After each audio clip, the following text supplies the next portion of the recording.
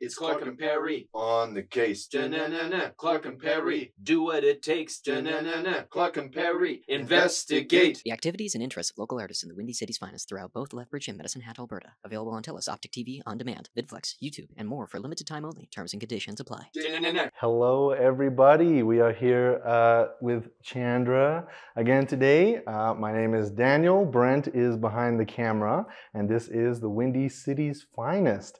I know Brent was getting your name wrong a few times yesterday, so we are going to confirm it is Chandra, right? Yeah, you bet. And I like to say it like it's like Jackie Chan, you know. Jackie Chan, Chandra. Okay, we got it. Awesome. Great. And your last name? Deck. Deck. Okay, I think we were getting that wrong a few times too, but that's all good. There's a reason Brent's behind the camera today. Awesome. And yeah, we're just going to ask a few more questions that we didn't get to yesterday. And then, yeah, we're going to explore a few more of Chandra's interests and hobbies. Yeah. Awesome. Great. So yeah, I have a few questions here. The first of which, if you're okay, we'll just kind of dive into it. Dive right on. Let's dive in. Cool. What movie or show do you keep rewatching? Keep rewatching. I rewatch. That's all I do. I think like rewatch shows, right? And movies. I really like it. I feel like I just find the ones that I love and rewatch them. I've rewatched The OA a lot of times. It's a TV show. The OA? The OA, yeah. The OA. Yeah. Oh, I have not heard of that. You I'm haven't? so sorry. What is it about? It's really good. So it's about, I don't really actually know, kind of. Like, it's hard to explain it. It has like That's these fair. weird, like angel-y, ghosty things coming in, and these people are trapped.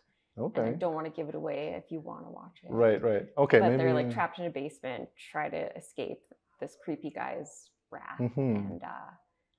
And yeah, it's just really, it's a really beautiful show, and I'm really sad they canceled it. Oh so no! I have to keep rewatching. Right. Seasons 1 How and 2. many seasons? Only 2. Only 2 seasons. Yeah, it's so sad. Oh my gosh! Right on. I know for myself, it's like stuff like The Office and. Yeah, those are classics. Yeah. Like Arrested Development. all- It's just constant. Yes, But, yeah. absolutely. Yeah. Yeah. Awesome. Cool. And then my next question is, what was your favorite game as a child?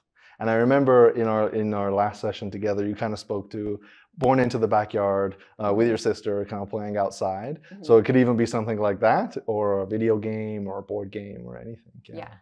Well, it's funny. I was talking to my sister last night. She watched the episode. Oh yeah. And she was like, when you started talking about the game, she was like, I thought you were going to say this other game, but then you said Brothers, and she was like, not too bad. And I was like, I was thinking of that other game, and I was like, I should probably swerve that one because it's a little bit weird, but now I'm going to talk about it. Do it. Yeah.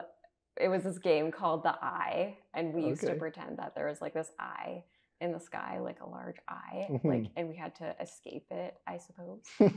I don't really know, but that's just like, I feel like all of those stupid games were so fun. But games now, I like video games, and I'm obsessed with The Last of Us. Oh, okay. Yeah. Yeah, I've done many playthroughs of it. Awesome. And I just love it. I love everything about it. It's so good. If you had to name like 3 things about the video game itself, what would they be that you love? Well, the main character, Ellie, is incredible. Mm-hmm. Just like the queer representation is so good. Mm-hmm. And she's such a bad gal. Yeah. And I For love sure. it. Also, Joel in it is just like, I love that character development of somebody who's like really harsh. Mm-hmm. And then like develops like you get to see their softer side. Mm-hmm. I think is really special. And just like, I think the take that they took on zombies, or like the walkers and runners, and just the fact that it came from, cordyceps fungi is really, I really like that. Like the backstory of how the apocalypse started, I guess. Right. I really like it, yeah. It's like really easy to buy into. It's kind of what It is, I'm hearing. yeah. It's the most real one, I think. Most real zombie storyline Right. I've heard, yeah. That's awesome. Yeah. Have you seen the TV show? I have, yeah. Oh, okay, Yeah, awesome. of course. Is there any I know a lot of people, for example, a movie that's based on a book they'll be like, oh, it's not as good as the book. Did you feel that with like the game and the TV show, or different? I did in the beginning when the actors when they started saying who was going to play each character. I was so judgmental, and I was like, this person isn't good because they're not that. It's not Ellie, it's not Joel, right? But they did so good, I think. Cool. My next question for you, Chandra, is which book or movie impacted you most growing up? Like growing up, I don't know. I think of growing up, like the growing up stage when I was already like maybe a little bit older, like an older teen. I remember watching like Nick and Nora's Infinite Playlist. It's it's a movie. I think all of those kinds of movies like Juno and Nick and Nora's and like those like weird, funny, like kind of indie-ish films that are like funny, but like have like a really like soft, like emotional storyline. Right. I think are so cute. And just like the dumb humor mixed in with that is really cute. So those ones always impacted me. Right on. Growing up, yeah. Awesome. Yeah. Cool. Next question is, what is your favorite memory? It's kind of a vague question. I know you mentioned, again, in our last session together, you mentioned like time with your sister. Maybe it's one of those, or maybe it's something completely different. Yeah. Yeah. My favorite memory. It's kind of hard to remember memories. I know, right? It's ironic, right? Like it's yeah, for sure. I think like often in like conversations, so many will come up, and then when I'm asked the question, they just like all flee away. No, for sure. I don't. We can maybe come back to it if you want. Yeah, if I think of an answer during this, I'll let you know. For sure. Awesome. What is on your bucket list? Well, I feel like I used to want to do like the classic skydiving. Like I really wanted to do that. I really love anything that's like conquering a fear because it feels really good afterwards. Yeah. I'm just a little bit too much of a scaredy cat now that I'm older-ish. Yeah. Yeah. So I think that one's scratched off. No longer made the list. Bucket list. I mean, probably, I don't know. I kind of just want to go see every musician that I listen to. I kind of want to see them live. That's probably a good bucket list item. Absolutely. Yeah, I've slowly been checking them off throughout the years. So. Awesome. And does it matter where they are? Because you could get some like traveling in then potentially. Yeah, I would definitely love to get some traveling in. I always love seeing them like around here because it's cool to see them come to our stomping grounds. But I love going to see them also, and just it's a whole new experience. Yeah, it puts you in a good space. I think I love that. Right on. And another thought I had, it's interesting you say you're a bit of a scaredy cat, because honestly, when you think about dancing, I think a large amount of people would find dancing absolutely terrifying. I know. Right? I feel like I should find it terrifying. And yet it kind of does the opposite. I know you mentioned it kind of, it gets you out of your head and into your body. Yeah. No, I just thought that was kind of interesting. I know. I think about that often too, like especially when I danced in a studio and we would have like competitions and stuff. And like the first time on stage, man, I don't know how I didn't just like perish. Right. I'm like so scared of people and audiences and stuff, and I don't understand that ever. That's like I suppose I did conquer that fear because I was very scared. I still am. Yeah, no, and I just do it, and now it's really comfortable. Yeah, it is really weird. Yeah, I always think about that. And I mean, for myself, I couldn't imagine. I mean, I'm an actor, so I also get that getting up in front of people, right? Can be nerve-wracking, but I definitely couldn't imagine getting up in front of people and singing. So for musicians, like I'm just like, that blows me away for sure. So. I know. And especially because when I get scared, I like get really shaky. Oh yeah. So like having to play an instrument, I think would be impossible. Yeah. But maybe it would just happen, you know? Yeah. Just Maybe practice. So and, yeah. Awesome.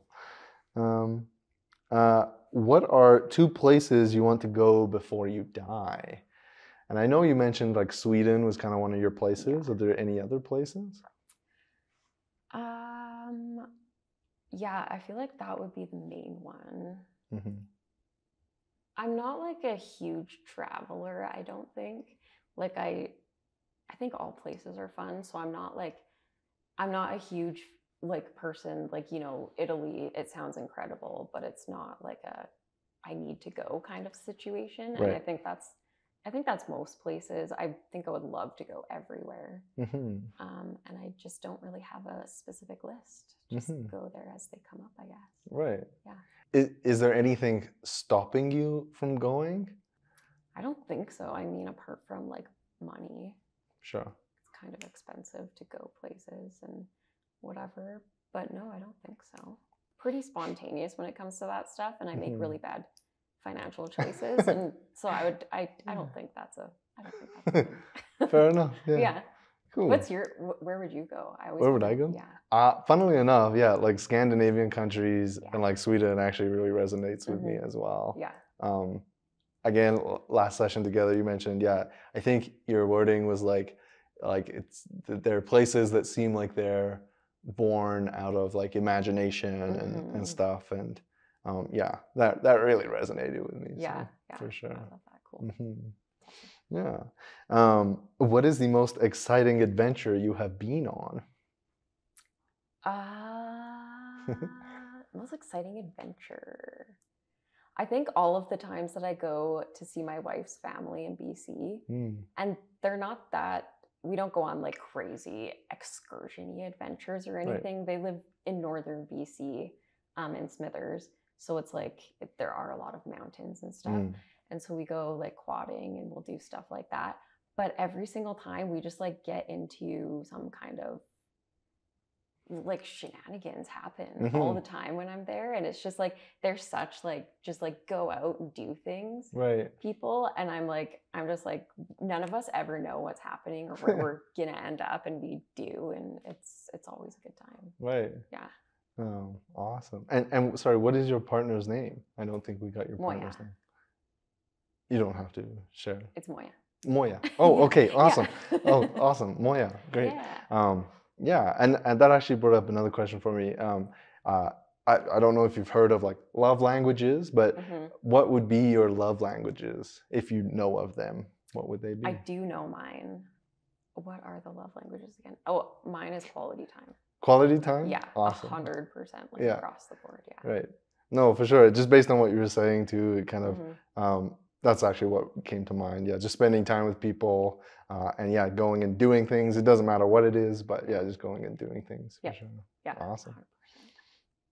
If you weren't in your current profession, what would you be doing? And I know it's kind of a unique thing because you're a paralegal. Is that correct? Yeah.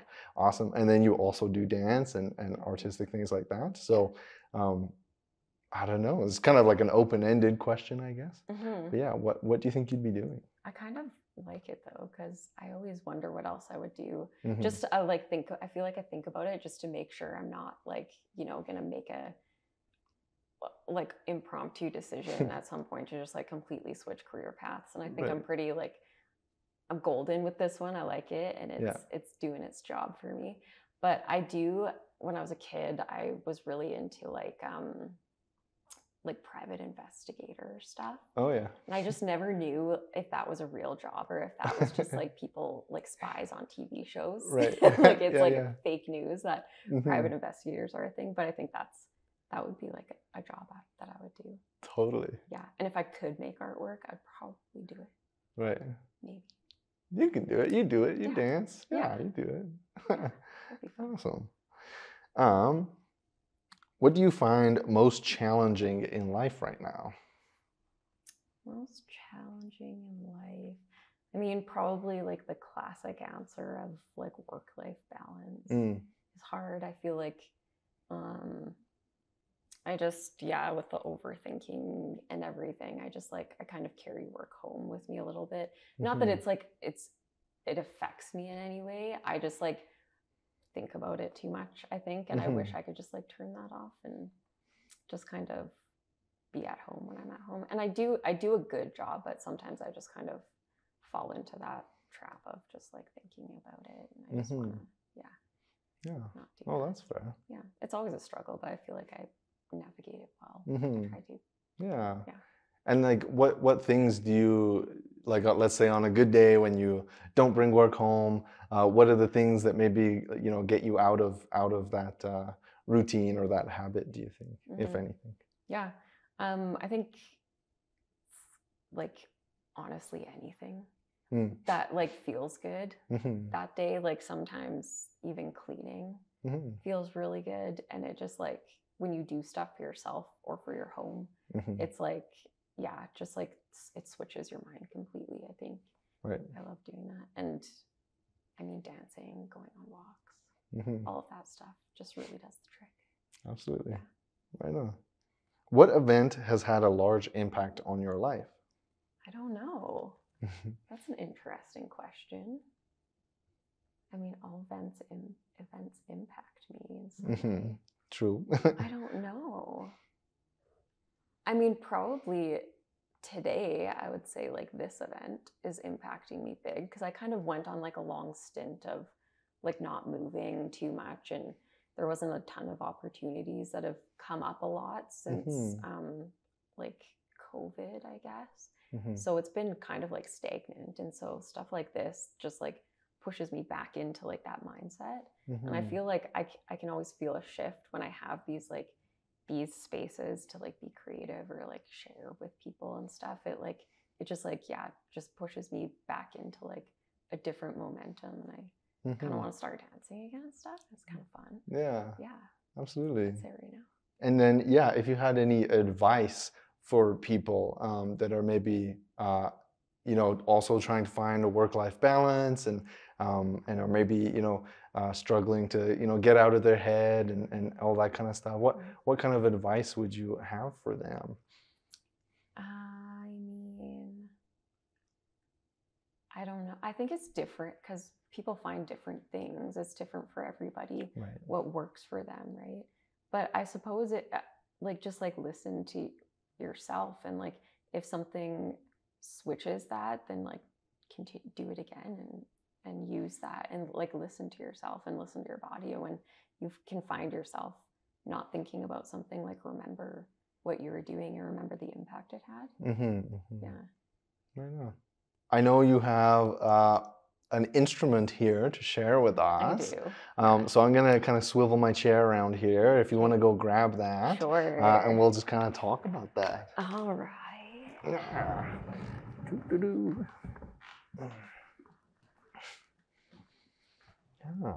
This is a good spot. I think so, yeah. Awesome. Here it is. Here's the baby. Yes. I had to dust her off a little bit. I didn't realize I play with such a dusty instrument. No, that's fair. That's okay. I just I don't even remember the last time I cleaned it. I just because I just pick it up whenever, right? Yeah, just whenever it hits you. Yeah. Are you one of those people that will name their instruments? No. No. Okay. I don't name anything. I wish I did though, because I name things, or I have names in my head that I like. Yeah. And I'm like, why don't you just put them to objects? You're not gonna have children. Right. Use them.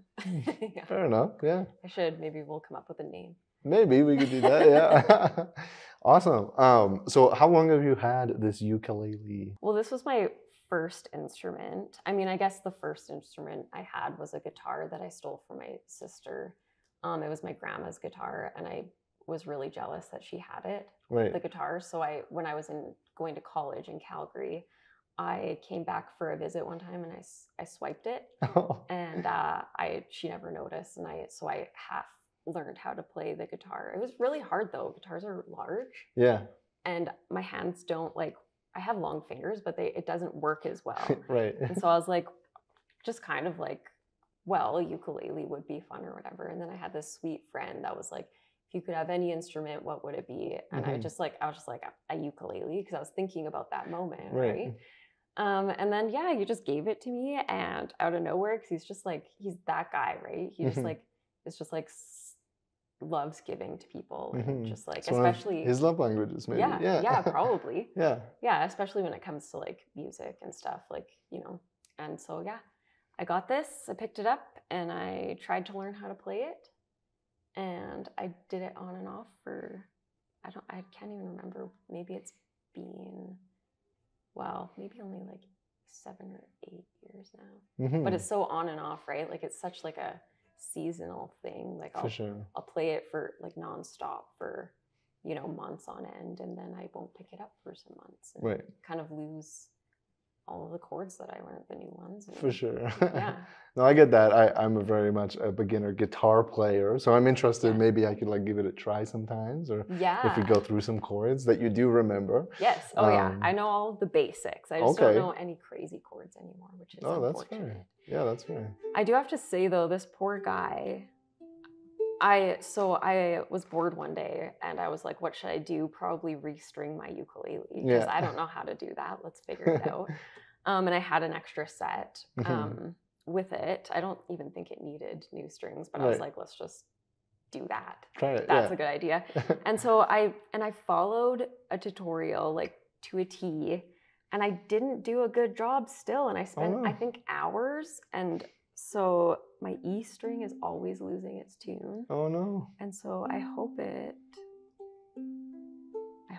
it sounds okay. It sounds pretty good to me. I mean, I don't know what I'm listening for. Yeah. So it's fine for me. So yeah, great. Yeah. And it's funny because I thought it was going to be an easy transition from guitar. Right. I had just finished.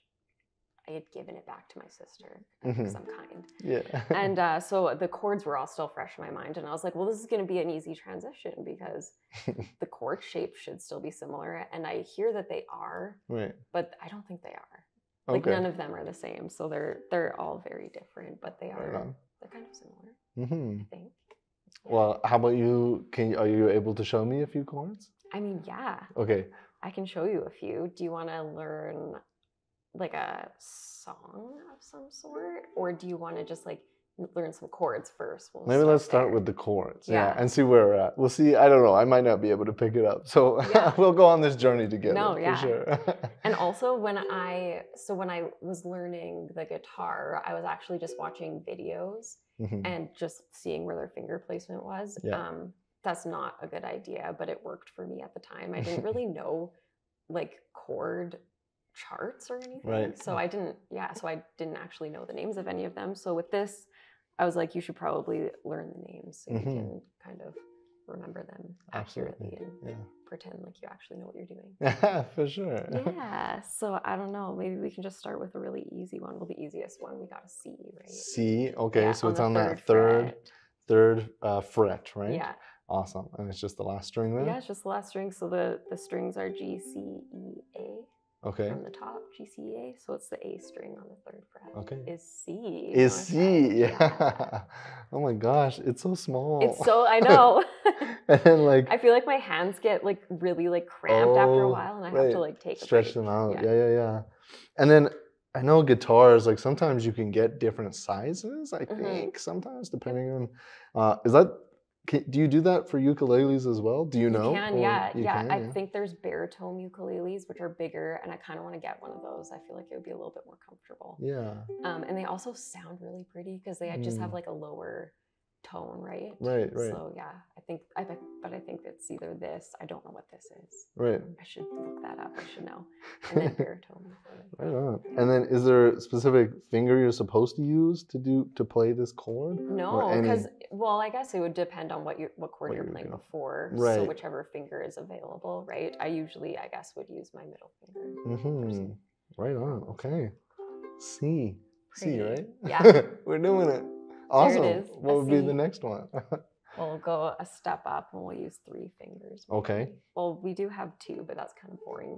We could do a jump. Let's do a jump. Okay. So this is A. It's a little 2-finger guy. This is G. G. Okay. Yeah. So it is middle finger on the 2nd fret of A string, and then also on the 2nd fret on the C string. And then on the 3rd fret, E. Okay. E string. So it's like this, like That's a shaping guitar. I know For sure. that. Yeah. But just, yeah, it's all on the 2nd and 3rd fret, and that's G. Awesome. May I try it? Yeah. So like this one, and in the middle there. Yeah. Yep. Whoa. Yeah. That does look so small in your hands. Hey, like you're just like cramped in your fingers. I was gonna say I can see how I would need to stretch out my hands at some point here. How do normal-sized people play these instruments? This is great. Here and here. Yeah. Okay. There it is. Oh. That sounds weird. There, and there. I think. Right? Yeah, that's right. Yeah. That's Awesome. Great. Pretty. You can like do like, you know, like pickups. That's really fun. And it makes you feel like a little bit more like you know what you're doing. Right. And a pickup, is when you kind of tap the string. Or like hammering on, right? Hammering. Okay. Yeah. So it's like, you're just like kind of tapping. Right. Okay. Yeah. It makes it I don't know. It's a fun thing to add to songs. It just kind of spunks it up a little bit. For sure. Yeah. And then, like if you were to apply this to songs, what kind of songs would you play? Like what kind of songs do you know?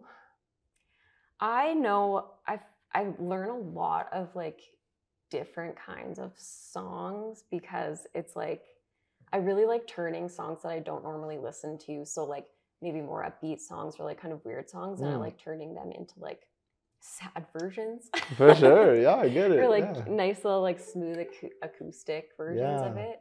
So I really like doing that. There's this song, I don't know, have you ever seen Flight of the Conchords?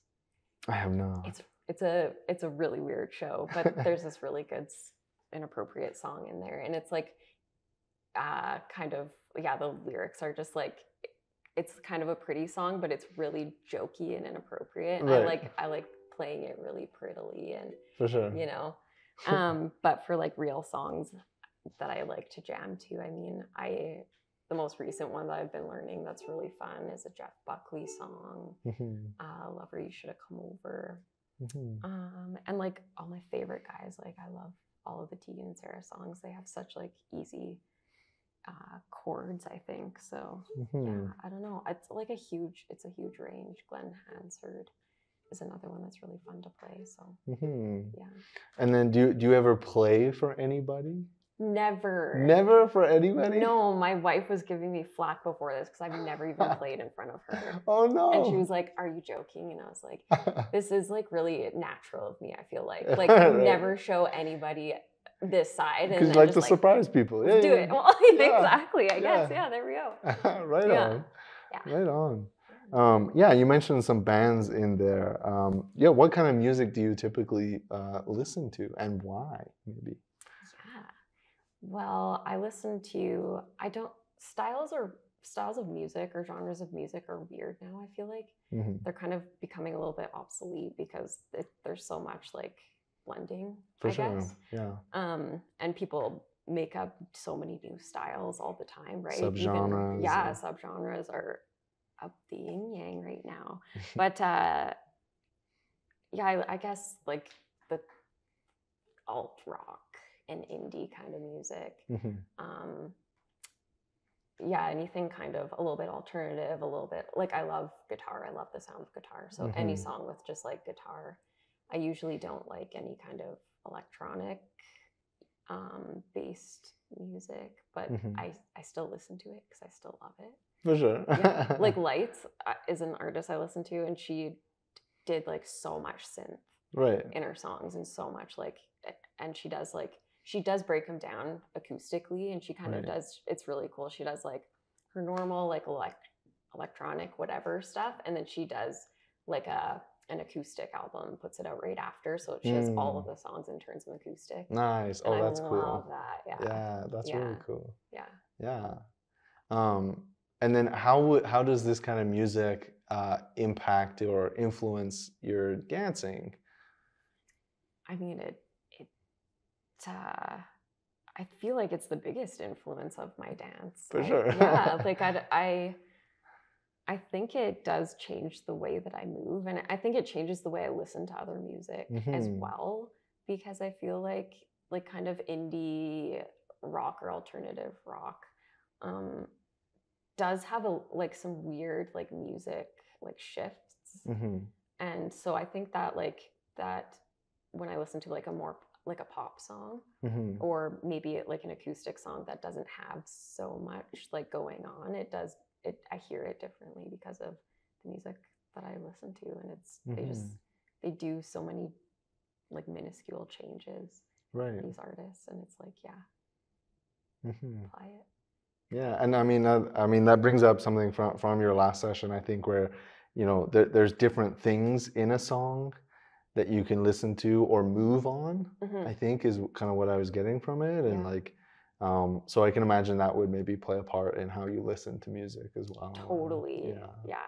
It's actually really hard to listen to a song and not like be thinking about a dance in my head. Right. Even if I'm not trying, I feel like I just like sometimes just zone out, and I'll like my body will just like all of a sudden be over here because I'm just like thinking about movement in my head. Yeah. So yeah, that's all the time. It's really dangerous when you're driving. Yeah, for sure. I can imagine. Yeah. I drive very safe though. I'm very safe driver.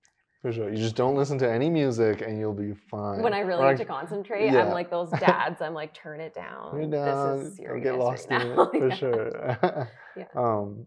And then like a question that came to my mind was just like, what about like your friends or like loved ones? Like, do you find that you all listen to the same similar kind of music, or is there a different pool of artists that you all listen to? Yeah, I think when I was in Calgary for college, all of my friends kind of listened to, like Death Cab for Cutie and Tegan and Sarah. It was like, I feel like Calgary's like has a huge like alt rock scene there.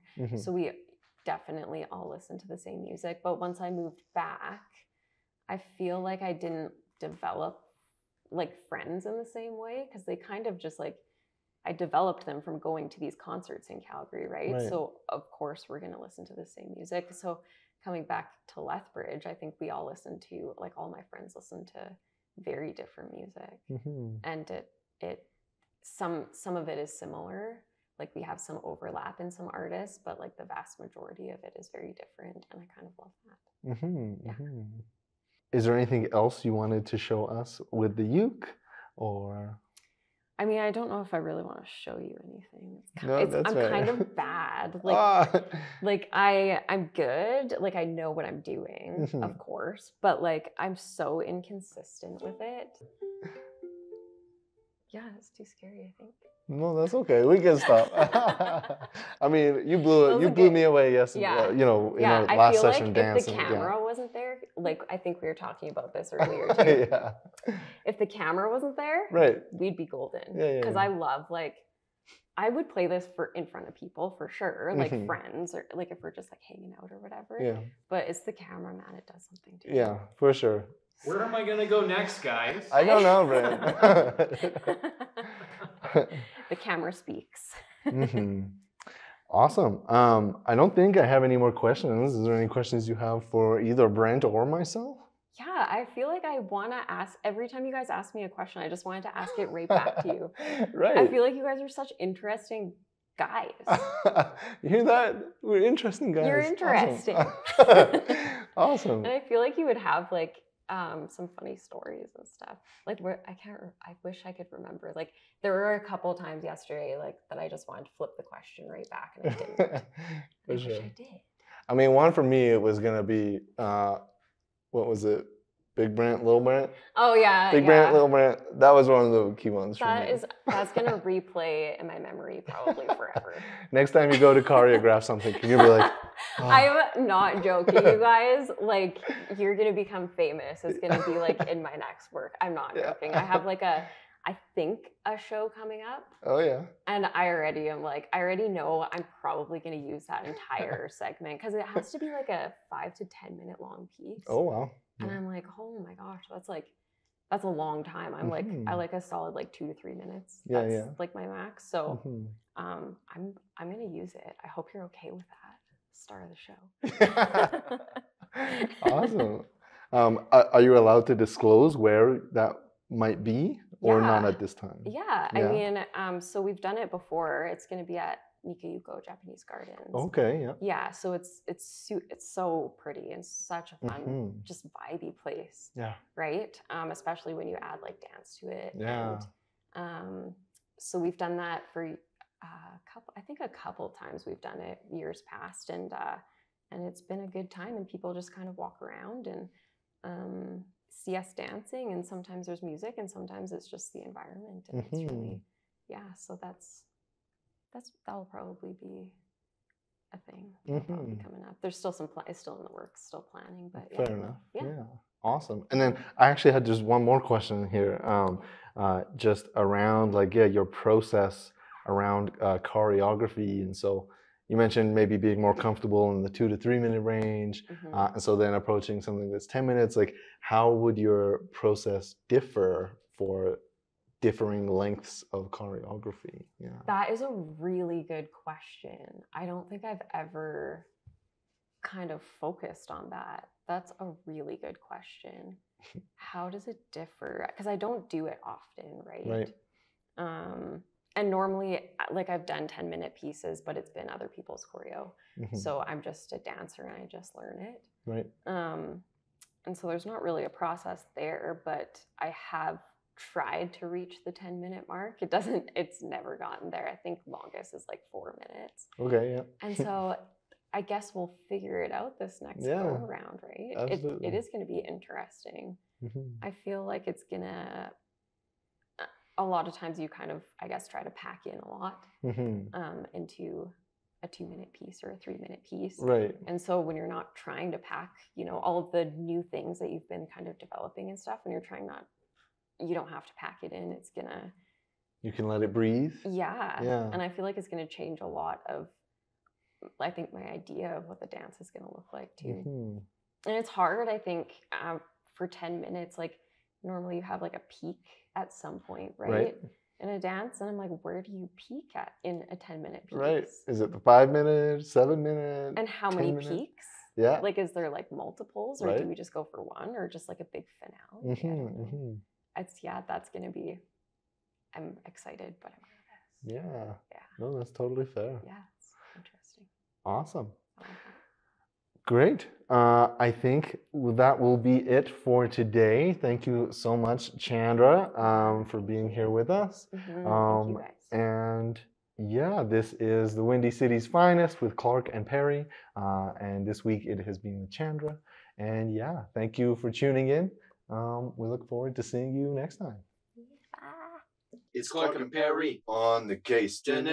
Clark and Perry, do what it takes. Clark and Perry, investigate. The activities and interests of local artists in the Windy City's Finest throughout both Lethbridge and Medicine Hat, Alberta. Available on TELUS, Optic TV, On Demand, VidFlex, YouTube, and more for limited time only. Terms and conditions apply.